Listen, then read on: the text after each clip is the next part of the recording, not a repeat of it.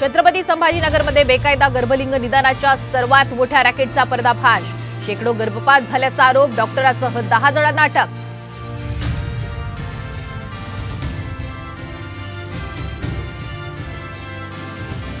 मुलुंडमध्ये भाजपच्या मिहिर कोटेचा यांच्या कार्यालयाची तोडफोड, पैसे वाटप होत असल्याचा ठाकरे गटाचा आरोप।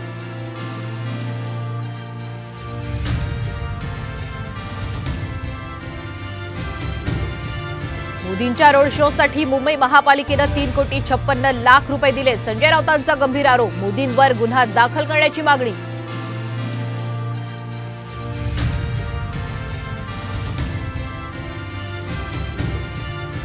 लोकसभा निवडणुकीच्या 5व्या टप्प्याच्या प्रचार तोफा आज थंडावणार। शेवटच्या दिवशी प्रचारासाठी तळपत्या उन्हात नेते गाळणार घाम।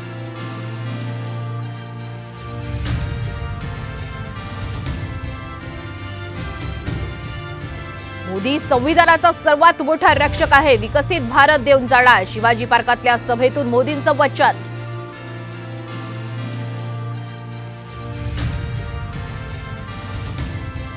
शरद पवार यांचे पंतप्रधान मोदींना खरबरीत प्रत्युत्तर, मोदींना हटवल्याशिवाय हा भटकता आत्मा स्वस्थ बसणार नाही।